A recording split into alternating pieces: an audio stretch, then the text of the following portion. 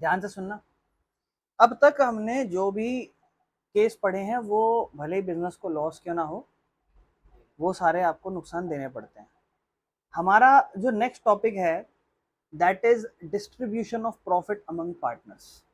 क्योंकि इससे पहले आप जो भी टॉपिक कर चुके हो उस टॉपिक में आपने पढ़ा था चार्ज अगेंस्ट प्रॉफिट, ऐसे खर्चे जो भले ही बिजनेस प्रॉफिट कमाए या लॉस कमाए वो आपको पे करने ही पड़ते थे। लेकिन अब ऐसे खर्चों पे आएंगे जो आफ्टर चार्ज अगेंस्ट प्रॉफिट होंगे, जिसे हम पी एंड एल एप्रोप्रिएशन के कंसेप्ट से समझेंगे। और यहाँ से आप एक तरीके से ऐसा कह सकते हो कि we are starting our new topic, या ये एक तरीके से ऐसा कह सकते हो कि ये फेज 2 है जिसको हम सेकेंड वीडियो में कवर कर रहे हैं, जो हमें समझाएगा कि प्रॉफिट को हम पार्टनरों में कैसे बांटते हैं। देखो सिंपल है, प्रॉफिट को बांटना मतलब एग्रीमेंट बना होगा, उसके अकॉर्डिंग पार्टनरों को जितना हिस्सा देना है वो देना है। प्रॉफिट जब दिया जाता है जब सारे आप खर्चे या सारे चार्जेस जो भी आपको पे करने हैं उसके बाद प्रॉफिट देते हो। और यहां पर कंसेप्ट जुड़ता है profit and loss appropriation account. ये एक ऐसा अकाउंट है जो आपको ये दिखाता है कि प्रॉफिट पार्टनरों में किस रेशो में बांटा जा रहा है। इससे पहले आप क्या निकालते थे, नेट प्रॉफिट। वो नहीं बताता था कि पार्टनरों में कितना पैसा बांटना है। जैसे फॉर एग्जांपल अभी तक आपने 3 केस करे थे इससे पहले, यहां आप बना रहे हो मान लो सबसे पहले अपना प्रॉफिट एंड लॉस अकाउंट। ये एप्रोप्रिएशन नहीं है। इस तरफ आप अपना क्या लिखोगे, ग्रॉस प्रॉफिट। फिर आप इस तरफ खर्चे लिखोगे। सबसे पहला आपने खर्चा पड़ा इंटरेस्ट ऑन लोन के नाम से, पढ़ा था कि नहीं पढ़ा था, ये आपको भरना पड़ेगा। फिर आपने दूसरा खर्चा पड़ा रेंट के नाम से, ये आपको भरना पड़ेगा। और इसके बाद आपने अभी तीसरा पढ़ा था मैनेजर कमीशन, ये भी आपको भरना पड़ेगा। और इन सब से आपके पास एक प्रॉफिट आएगा जिसे आप नेट प्रॉफिट कहोगे एक तरीके से, जो एडजस्ट होगा, ट्रांसफर होगा प्रॉफिट एंड लॉस एप्रोप्रिएशन में, जो भी यहाँ पे आएगा। और इसके बाद अब ये 3 खर्चे आपने भले ही बिजनेस में प्रॉफिट कमाया हो नहीं कमाया हो आपको भरना पड़ेगा। और ये बात याद रखना मेरे भाई, इसको मजाक मत लो, इसको साइड बाय साइड याद करते चलो। अब आप बना रहे हो यहाँ पर बेटा प्रॉफिट एंड लॉस एप्रोप्रिएशन। अब जो भी आपका प्रॉफिट आया आप लिखोगे बाय नेट प्रॉफिट एक तरीके से, जो कि ट्रांसफर हुआ है प्रॉफिट एंड लॉस अकाउंट से।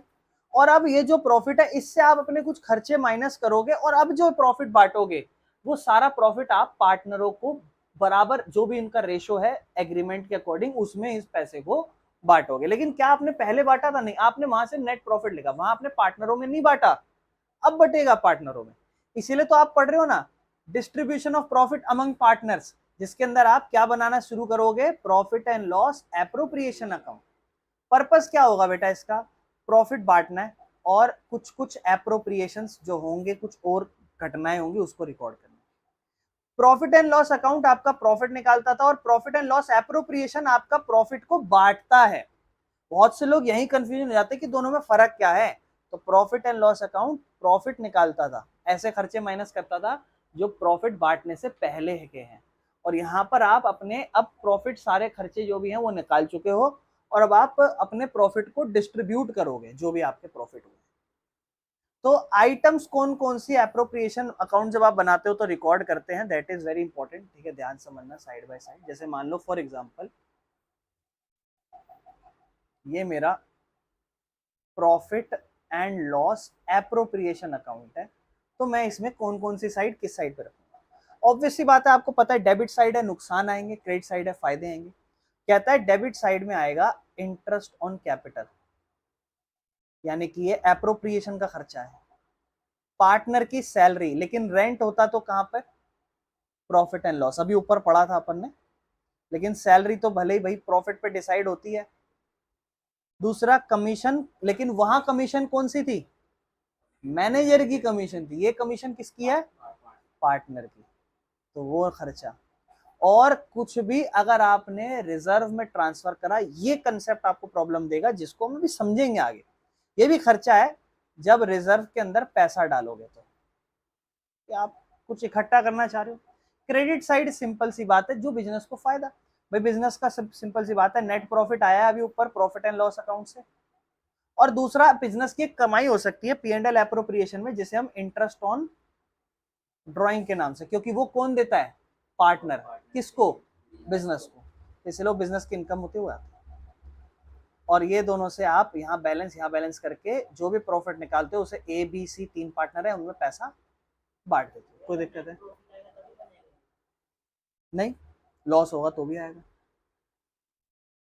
लेकिन हाँ एक प्रॉब्लम हो जाएगी, अगर बिजनेस का ऑलरेडी लॉस हो गया तो क्या ये सब तो कैलकुलेट ही नहीं होंगे? क्यों नहीं होंगे? ये हो सकता है इनकम में बिजनेस की थोड़ी कमाई देगा, लेकिन ये ऐसे क्योंकि ये तो खर्चे है ना, ये तो बिजनेस के खर्चे हैं, तो बिजनेस का फायदा है, बिजनेस तो इसे लेगा ही हमेशा। लेकिन ये खर्चे तब नहीं आएंगे, क्यों नहीं आएंगे? बिजनेस का तो ऑलरेडी लॉस है, बिजनेस पे ही नहीं करेगा। लेकिन जो इससे पहले खर्चे थे, manager commission, rent, interest on loan, क्या वो आएंगे? कोई दिक्कत तो नहीं मेरे भाई। अब एक एक केस पढ़ेंगे। भाई कह रहा है कैसे प्रॉफिट और लॉस को बांटोगे? अगर प्रॉफिट हो गया तो सिंपल सी बात है, जो भी आपकी रेशो है उसमें बांट दो, बराबर रेशो है, कम ज्यादा कुछ भी है। लॉस हो गया तो भी प्रॉफिट शेयरिंग रेशो में बांटो, कोई दिक्कत है क्या? सिंपल।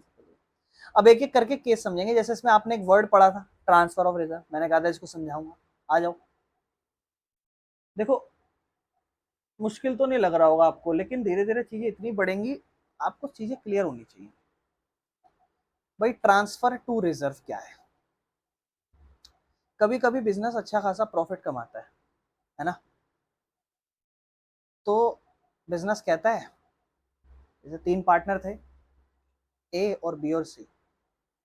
इन्होंने कहा भाई पहले तो हमारे को, जैसे मान लो 10 लाख रुपए का प्रॉफिट हुआ, बहुत ज्यादा हो गया इस साल, अच्छा खासा हो गया, एक सेकेंड, अच्छा खासा प्रॉफिट हो गया बिजनेस को, अच्छा खासा।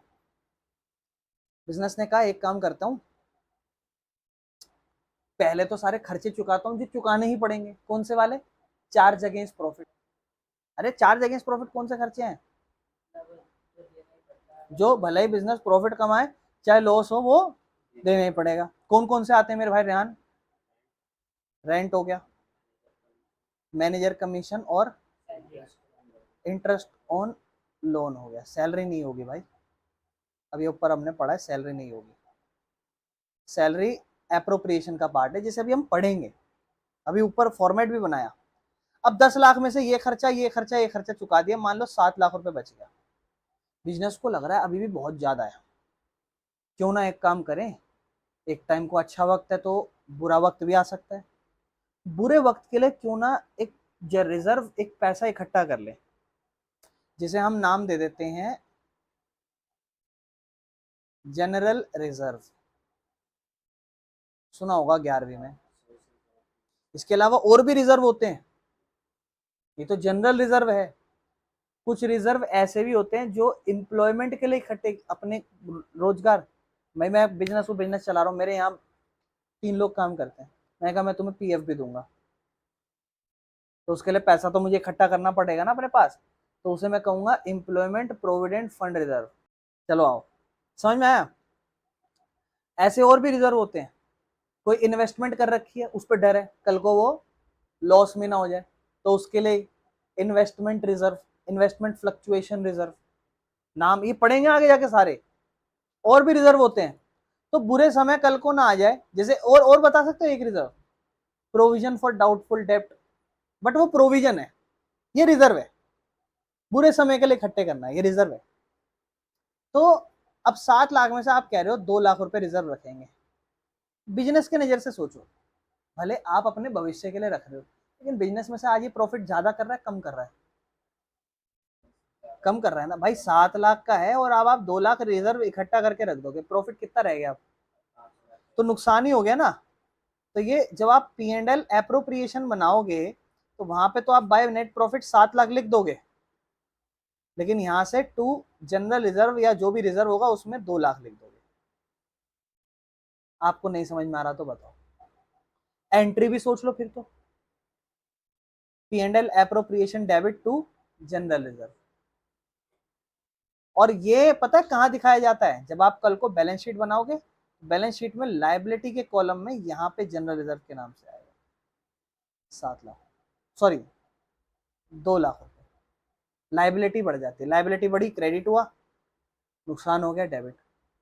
और कल को जब बिजनेस का बुरे समय हो तो क्या करो, उठा लो इसको, इसको वापस डेबिट कर दो और पार्टनर में बांट लो।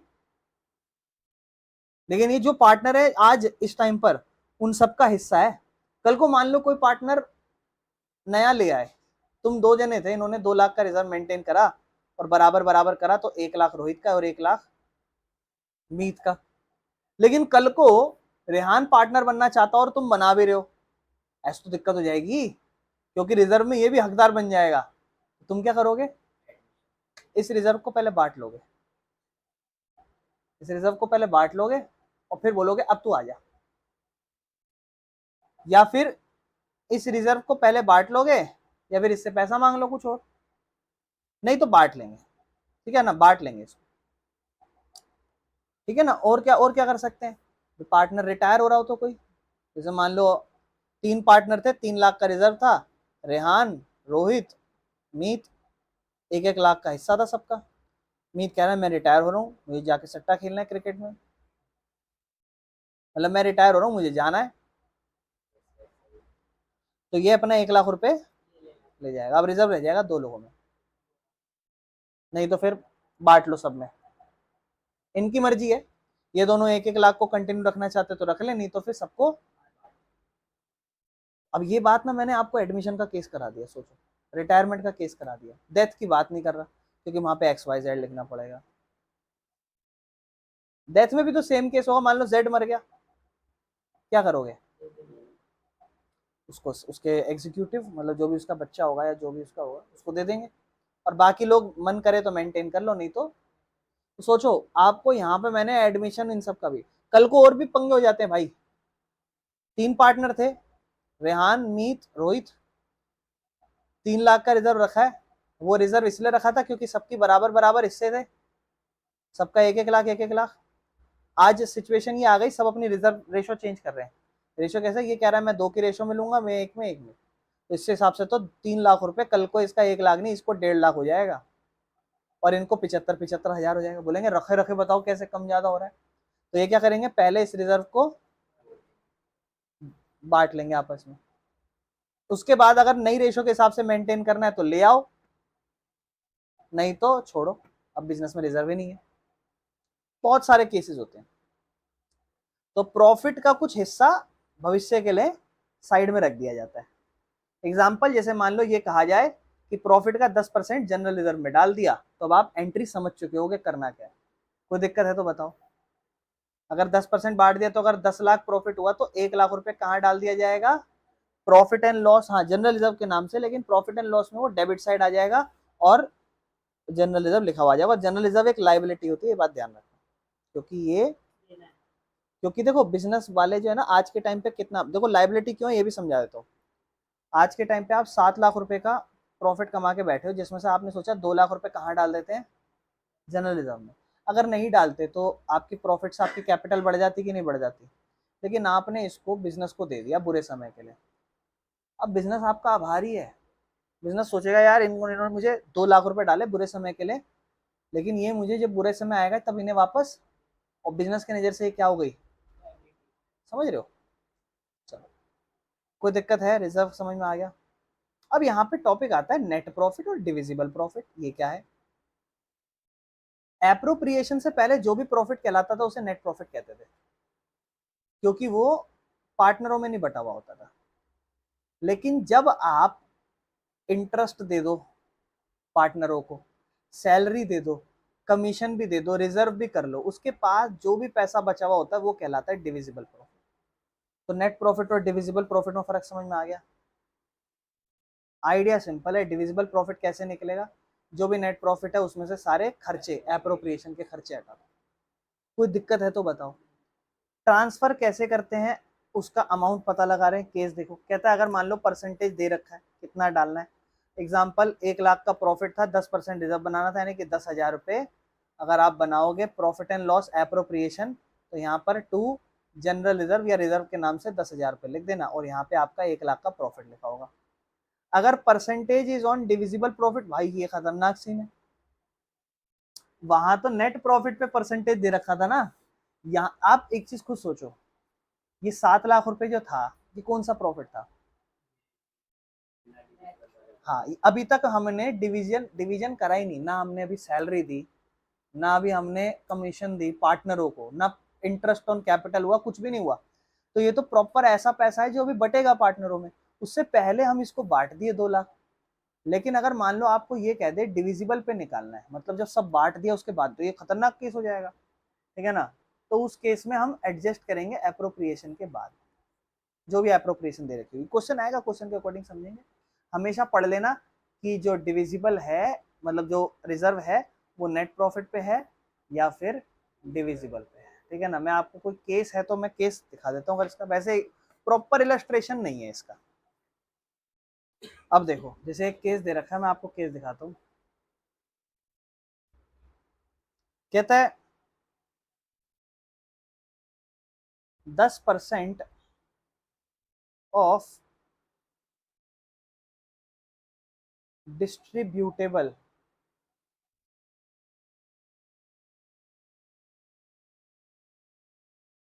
प्रॉफिट is to be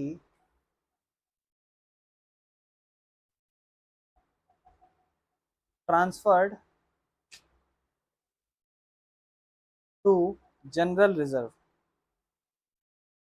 और नेट प्रॉफिट आपको दे दिया 1 लाख रुपए। आसान है, 1 लाख रुपए का नेट प्रॉफिट है।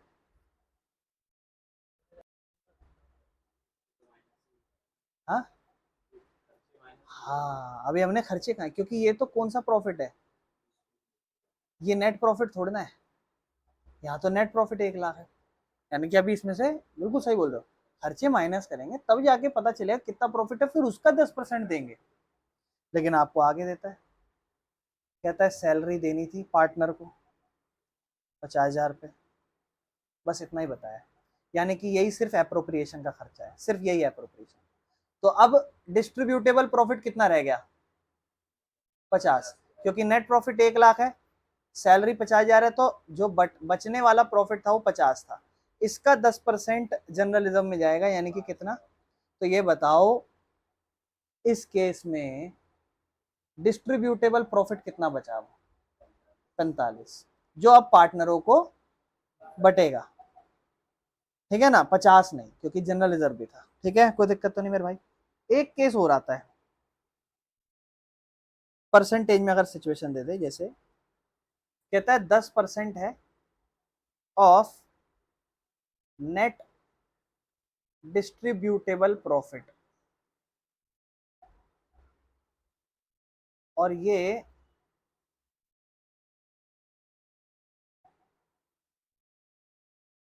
ट्रांसफर्ड होना है to general reserve. Net profit आपको दिया 1 लाख,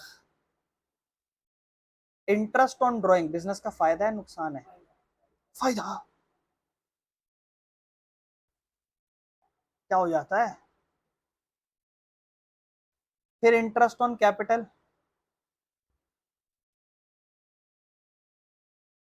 44,000 रुपये।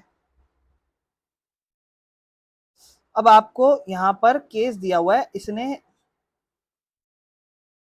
हाँ ये सिचुएशन दे रखी है इसने, लेकिन यार इसमें एक चीज बड़ी खतरनाक लग रही है, amount calculated as percentage of. अच्छा ये नाम, इसने तरीका बोला है कि इसमें कैसे कैलकुलेट करना है, आपको बता रहा है। कह रहा है जो अमाउंट कैलकुलेट होगी, वो ध्यान से सुनना, केस तीसरा है ये। कह रहा है अमाउंट जो भी कैलकुलेट होगी वो होगी एज परसेंटेज ऑफ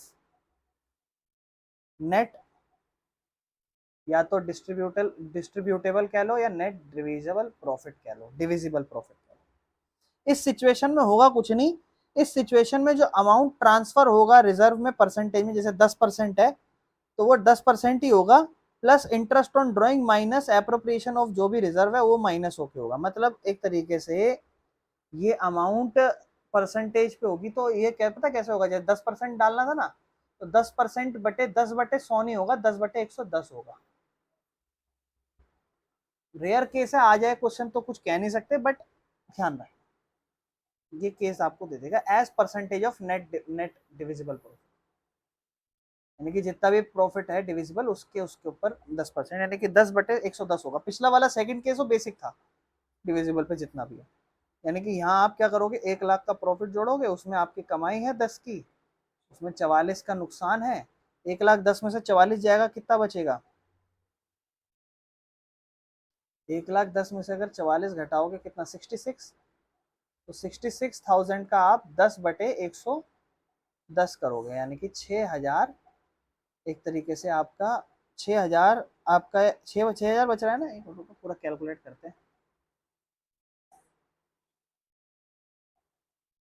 1,00,000, उसमें आप जोड़ोगे 10,000, 1,10,000, और इसमें अब आप 44 माइनस करोगे तो 4 गया 6, 10 में से 4 गया 6, 66,000, ठीक है ना। और अब आप क्या करोगे, इंटू में 10/110 करोगे, सो नहीं करेंगे। 11 से जाएगा ये 6 नंबर पे, ये पूरा जीरो के साथ 6,000 पे बचेगा। क्लियर है? बस परसेंटेज याद रखना, ठीक है जी।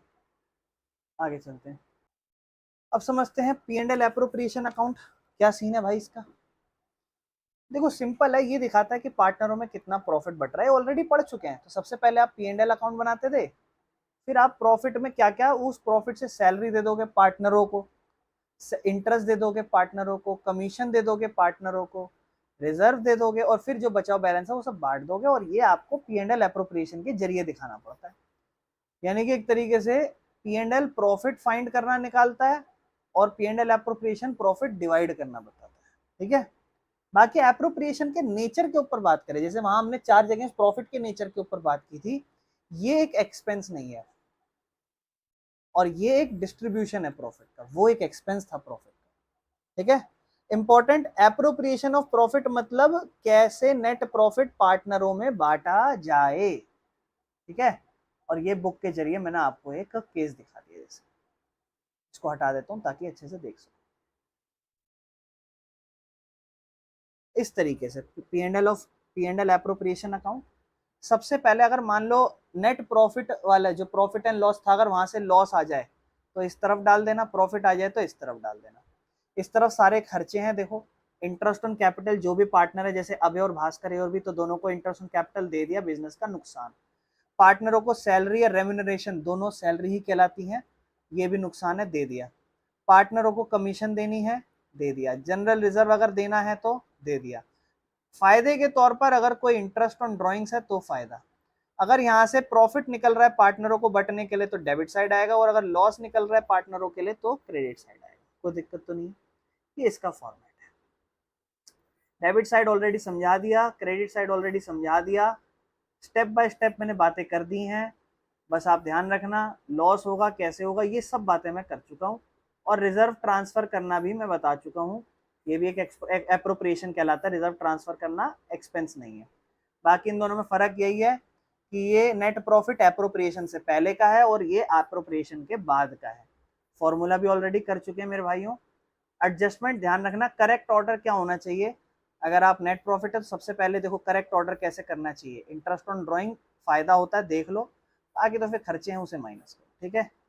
बाकी तो ये चीज ध्यान रखना कि ऑर्डर मैटर करता है न्यूमेरिकल्स में। बाकी इंपॉर्टेंट ऑब्जर्वेशन, सैलरी अलाउड जब भी होगी अगर डीड में लिखा हुआ है तो। इंटरेस्ट ऑन कैपिटल भी डीड पे डिपेंड करेगी, इंटरेस्ट ऑन ड्राइंग तो हमेशा ही क्रेडिट होगी अगर लिखी है तो क्वेश्चन के अंदर। रिजर्व आपका प्रॉफिट कम कर देता है, ध्यान रखना। कंफ्यूजन क्या हो जाती है, बहुत से लोग इंटरेस्ट ऑन लोन में कंफ्यूज जाते हैं, कहाँ आएगा तो प्रॉफिट एंड लॉस में आता है डिफरेंस। भाई बहुत इंपॉर्टेंट है, ध्यान रखना, कंफ्यूज हो जाते हैं और लोग का यहीं से चैप्टर खराब हो जाता है। आप समझो ये बात, बहुत से लोगों के अकाउंट्स यहीं से खराब हो जाती है 12वीं की। तो यहाँ आपको खराब नहीं करनी, बहुत अच्छे से डिफरेंस कराया। रेंट कहाँ पे आएगा, पी एंड एल में। सैलरी एप्रोप्रिएशन, अब देखो सैलरी और रेंट में आया था ना कंफ्यूजन ऊपर, इंटरेस्ट ऑन कैपिटल एप्रोप्रिएशन में, ठीक है मेरे भाई।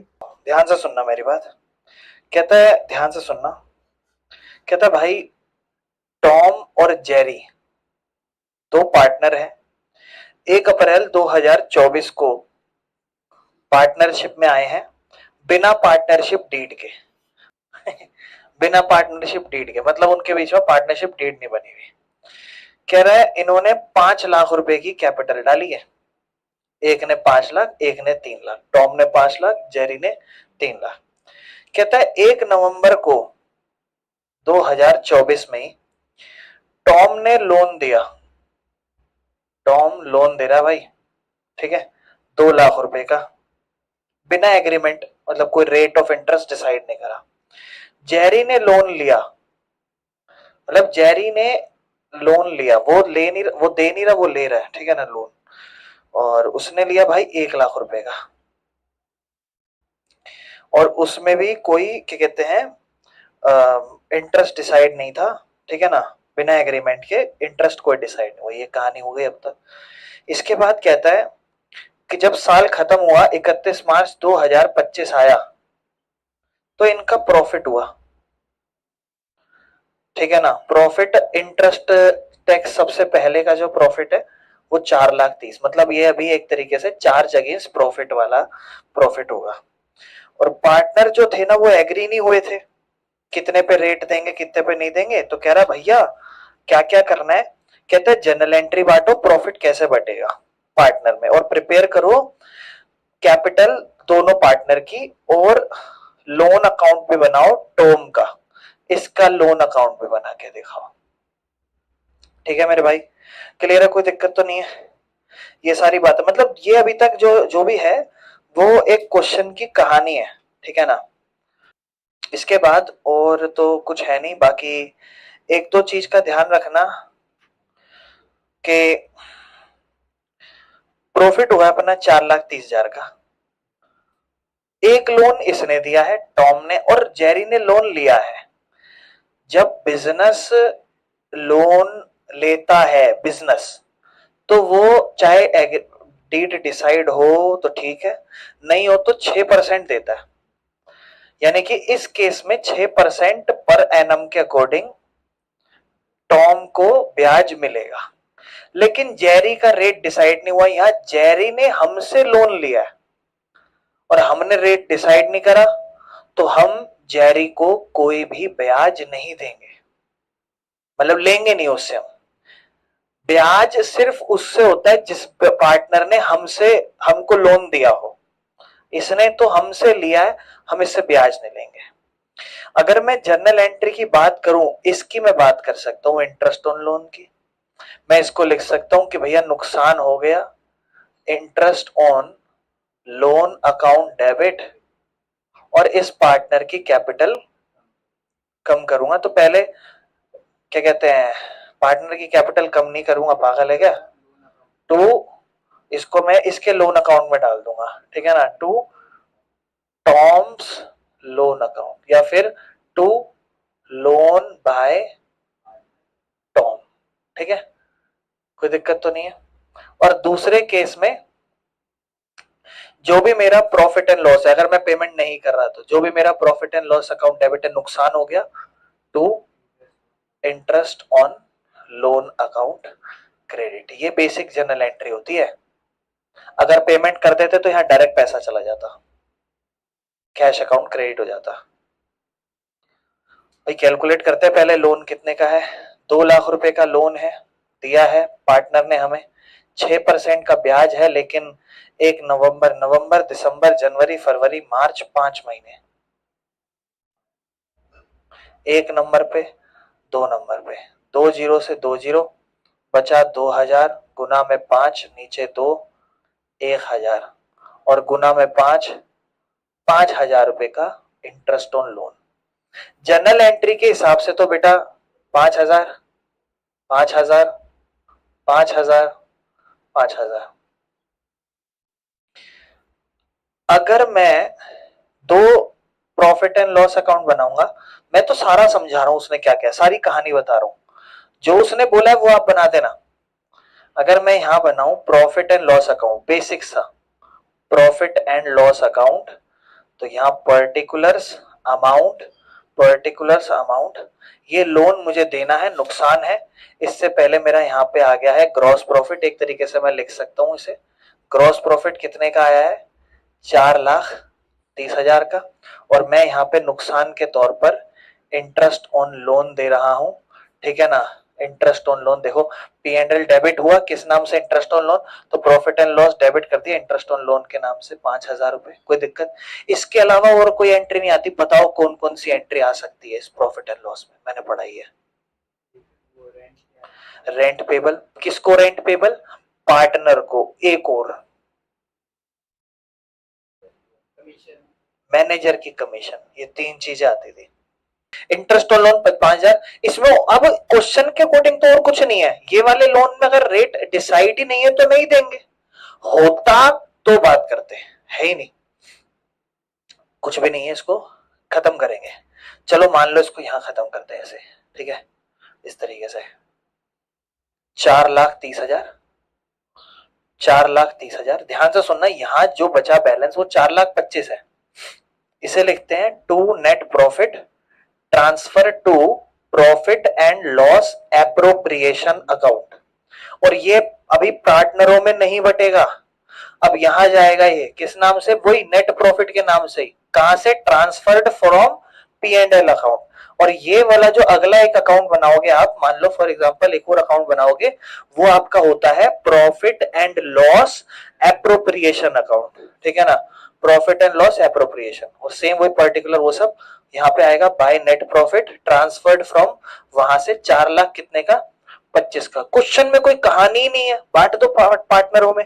रेशो बोली है? नहीं बोली, 1:1। 4,25,000 है, कितना बटेगा? 2,12,500। तो यहां पर 4,25,000, यहां पर 4,25,000, इसके बाद टू नेट प्रॉफिट, उसके बाद transfer to partners capital account. क्या लिखोगे? Transfer to partners capital account bracket के अंदर। और टॉम है, जेरी है, 2,12,500 इसको दे दो, 2,12,500 इसको दे दो। ये काम हो गया, समझ में आ गया? इसमें कोई दिक्कत है तो बताओ। अब उसने पता है क्या बोला था? उसने बोला था कैपिटल अकाउंट पे बना के दिखाओ। अब आते हो कैपिटल अकाउंट पे बना के दिखाता हूँ। अब ध्यान से सुनो, कैपिटल अकाउंट पे बना के दिखाता हूँ। कैपिटल अकाउंट क्या होगा? बड़े ध्यान से सुनना। पर्टिकुलर्स कैपिटल दो है तो दो कॉलम, एक टॉम और एक जेरी। फिर इसके बाद पर्टिकुलर्स टॉम और जेरी। एक डेट कॉलम और होता है, डेट कॉलम और जाएगा, ठीक है, यहाँ पे डेट कॉलम और रह गया, डेट, ठीक है। क्या होगा यहाँ पे? डेट, उसके बाद पर्टिकुलर टॉम और जेरी। और ये है पार्टनर्स कैपिटल अकाउंट। कोई दिक्कत? क्या करोगे इसमें? बड़े ध्यान सुनना। सबसे पहले पार्टनरों का ऑलरेडी बैलेंस है, कब का है? 1 अप्रैल 2024, 1 अप्रैल 2024। क्या? By balance CD. कोई दिक्कत है? पीडी, ठीक है, कोई दिक्कत है? 5,00,000, 3,00,000। साल खत्म हुआ था उस साल 31 मार्च, प्रॉफिट निकाला था, कितना निकाला था? 2,12,500, 2,12,500, 2,12,500, 2,12,500 आपने कैसे लिखा था प्रॉफिट एंड लॉस एप्रोप्रिएशन में? To partners capital account profit, Tom और जेरी, 2,12,500, 2,12,500, ये आपका प्रॉफिट एंड लॉस एप्रोप्रिएशन था। ये आपका डेबिट साइड था, ये आपका क्रेडिट साइड था। ये डेबिट साइड है तो पार्टनरों के 31 मार्च 2025 को कहां आ जाएगा? बाय क्या? Profit and loss appropriation account. कितना? 2,12,500, 2,12,500। और कुछ भी नहीं है, बैलेंस क्लोज होगा इसका 7,12,500, 5,12,500 टू बैलेंस सीडी 7,12,500, 5,12,500। उसने बोला था कैपिटल अकाउंट बना के दिखाओ, कोई दिक्कत है इसमें? इसके अलावा उसने एक और अकाउंट बोला था, उसने बोला था कि लोन अकाउंट पे बना के दिखाओ इस टॉम वाले का। तो आ जाओ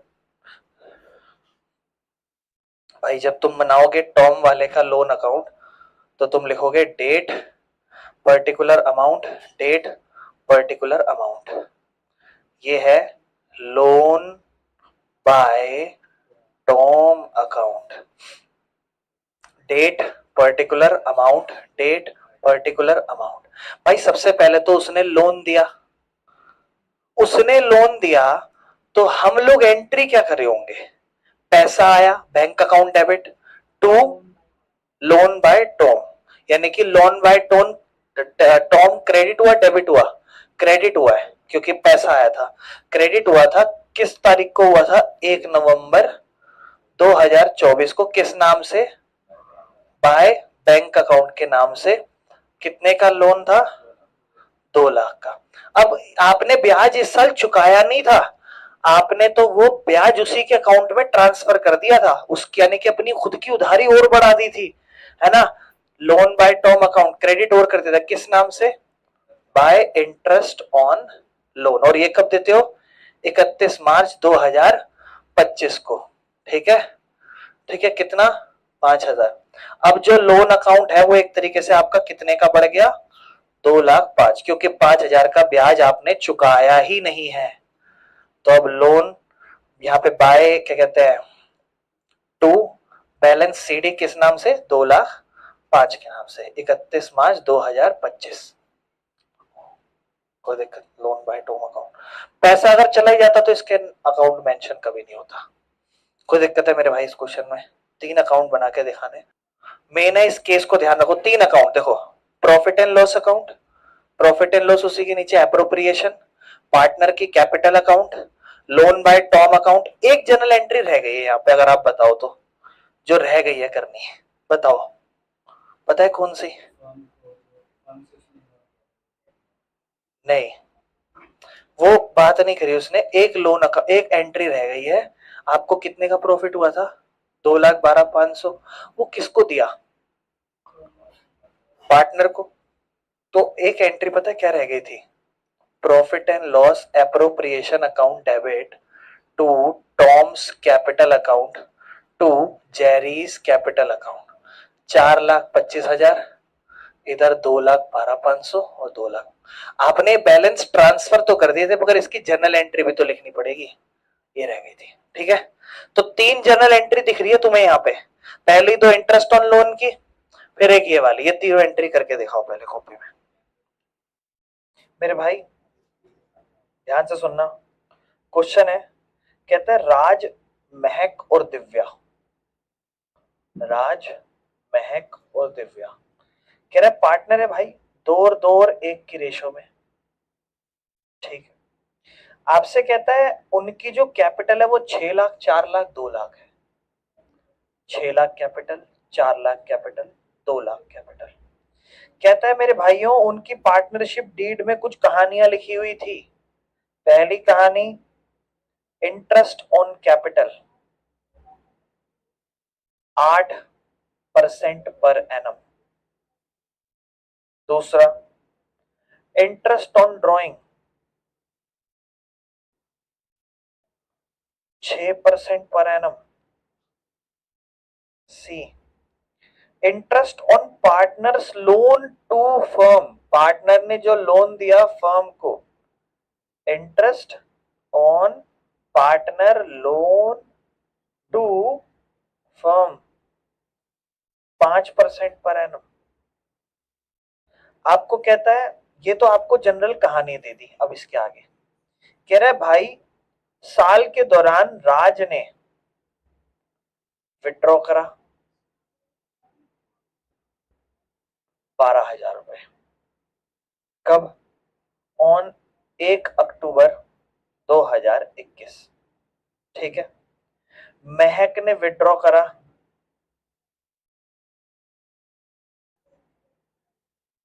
60,000 रुपए 1 दिसंबर 2021 को। कोई दिक्कत? ये कहानी। इसके बाद 1 जनवरी 2021 को दिव्या ने लोन दे दिया 1,20,000 का। कह रहा है भाई साहब नेसेसरी जर्नल एंट्रीज जो जो लगती हैं पास कर दीजिए। और इसके बाद आपको कहता है कब? 31 मार्च 2022 को। कह रहा है कौन कौन सी? पहली एंट्री कह रहा है पास कर दो इंटरेस्ट ऑन राज कैपिटल। राज की जो कैपिटल है उस पे इंटरेस्ट, इसको कैलकुलेट कर दो।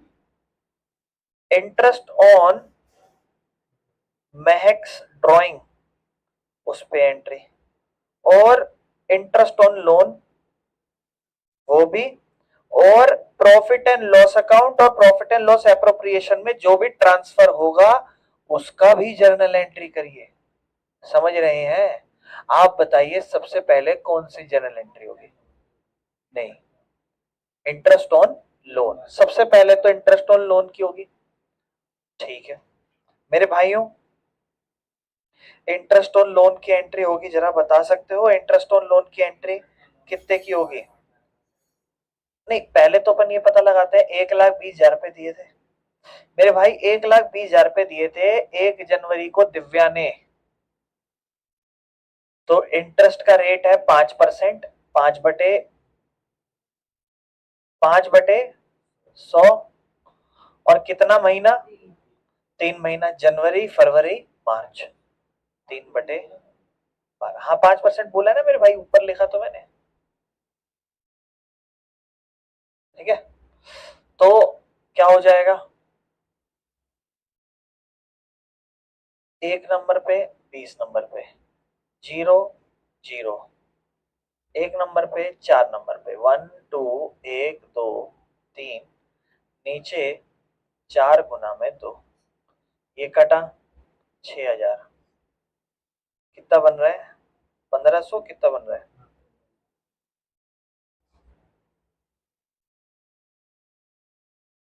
एक मिनट, पहले डायरेक्ट निकाल लेते हैं। 1,20,000 है, इंटरेस्ट ऑन लोन चुकाएंगे।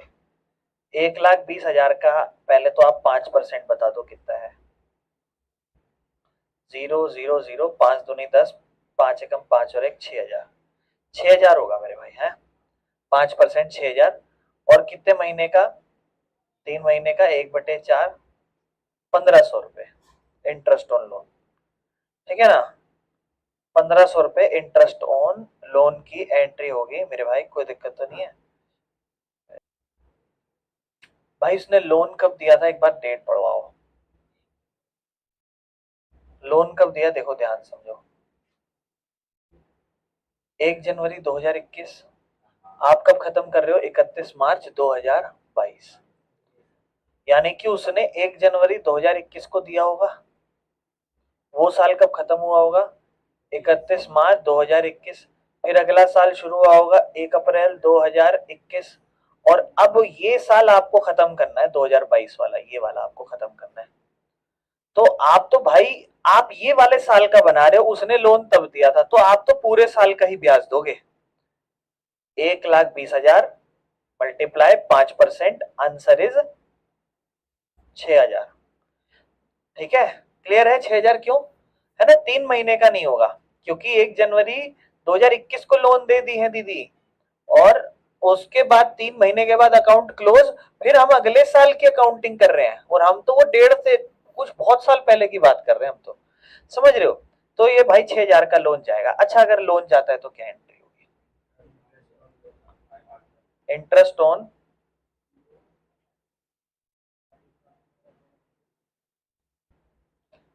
On loan account debit to partner account credit होगा।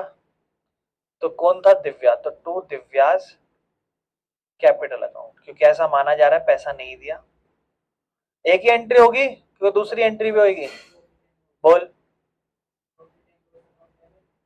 Profit and loss account debit to interest on loan account. मेरे भाई कोई दिक्कत है इसमें?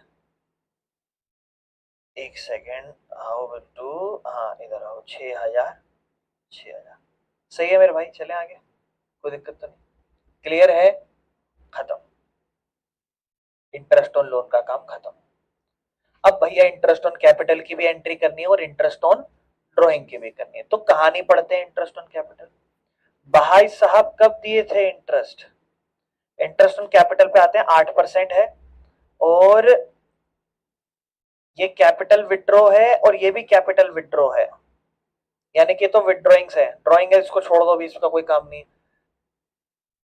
इंटरेस्ट ऑन कैपिटल किसको देनी है?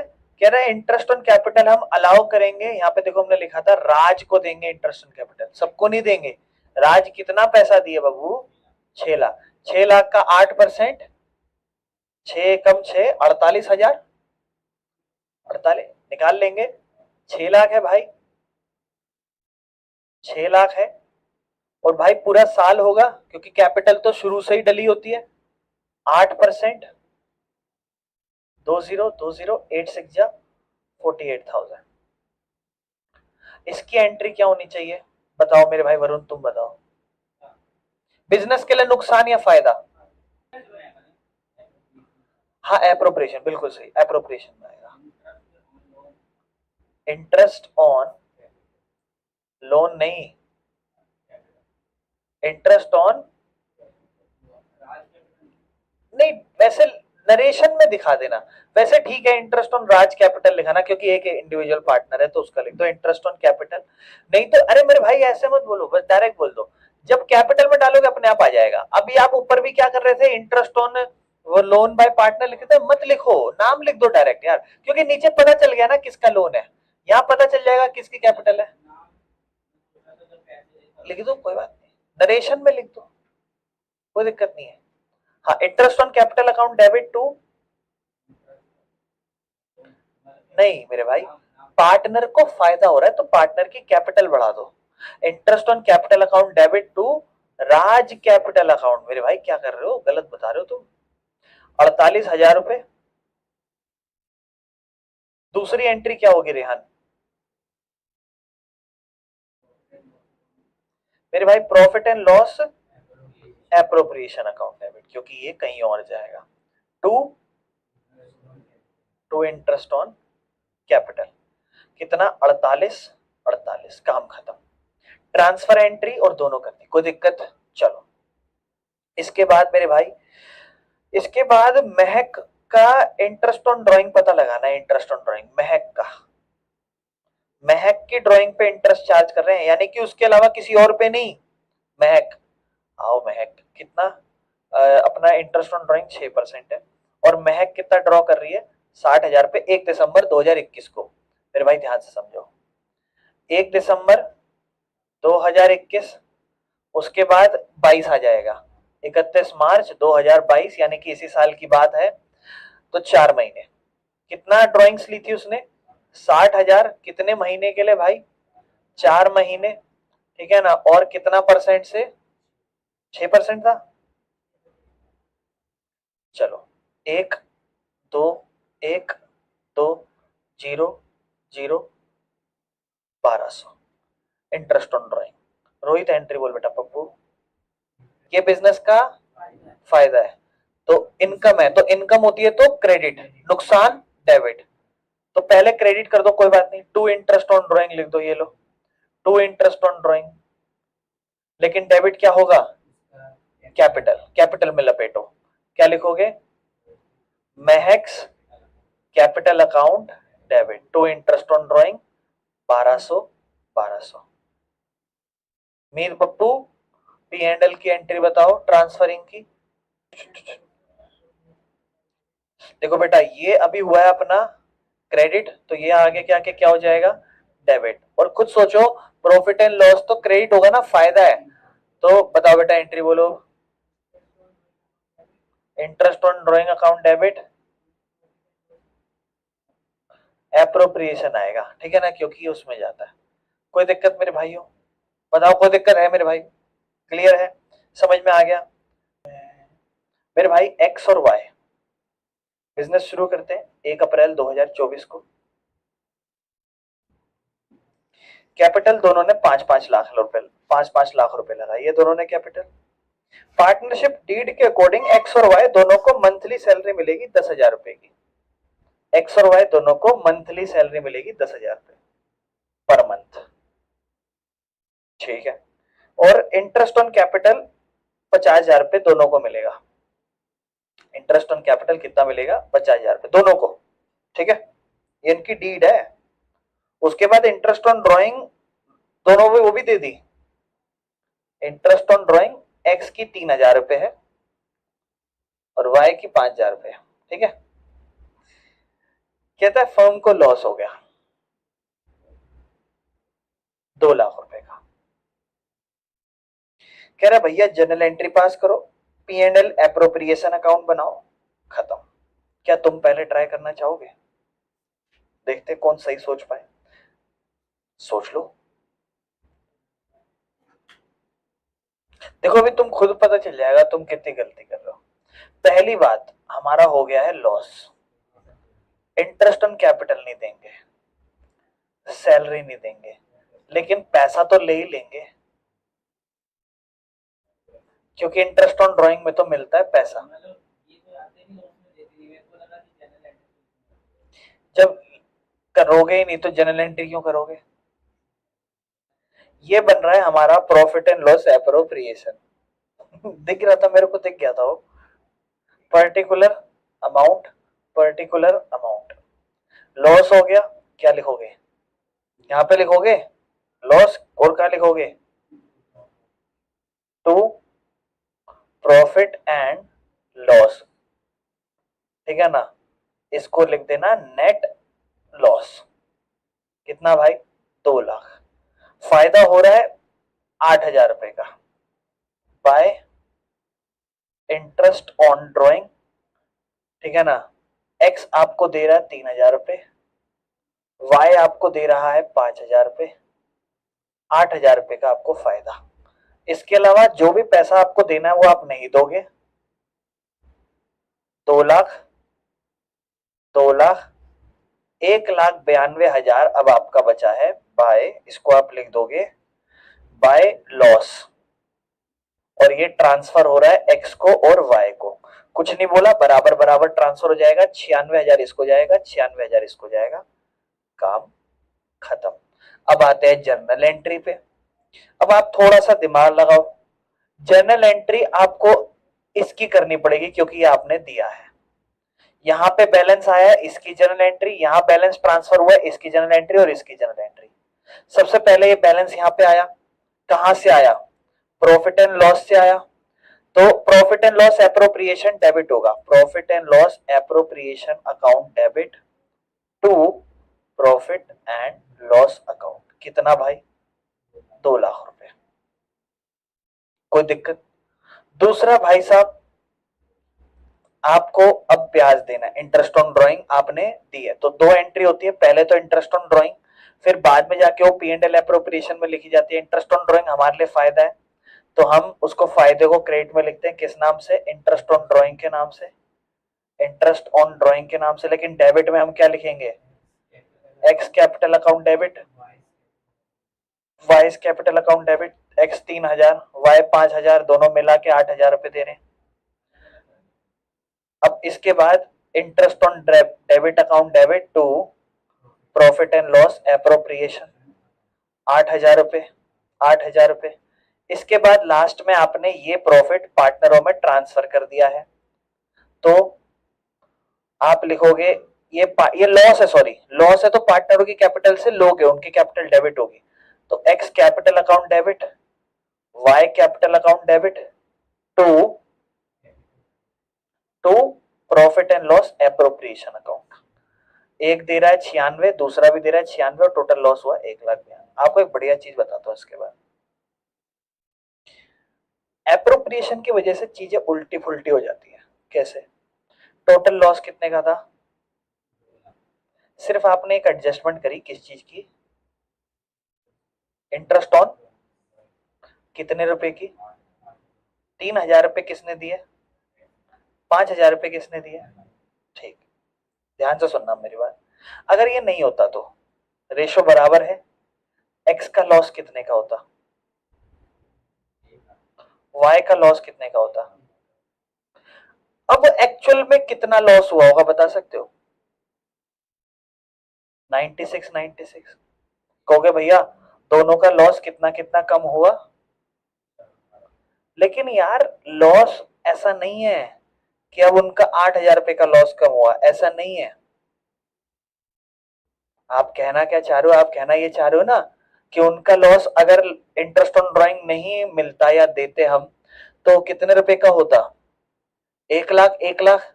लेकिन इंटरेस्ट ऑन ड्राइंग की वजह से अब लॉस कितने का हुआ दोनों को? बट एक्चुअल में बात समझो, इंटरेस्ट ऑन ड्राइंग बिजनेस के लिए फायदा है नुकसान? किसके लिए नुकसान? पार्टनर में से एक्स ने कितना रुपया दिया इंटरेस्ट ऑन ड्राइंग के नाम से? 3,000 रुपए। वाई ने कितना दिया? वाई ने 3,000 रुपए का नुकसान ऑलरेडी झेला, और उसके बाद लॉस में कितना झेला? 96। वाई ने 96 झेला और अब 5, तो वाई ने एक्चुअल में कितना झेला? अब 1, और इसने कितना झेला? पहले वो दोनों कितना झेल रहे थे, लेकिन बिकॉज ऑफ कुछ डेटा की वजह से शेयरिंग चेंज हो गई अब थोड़ी सी। समझ पा रहे हो? ये चीज अगर आप बहुत डीपली सोचो तो हाँ ऐसा ही हो रहा है, और ऐसा ही प्रॉफिट होगा तो भी होगा। चलो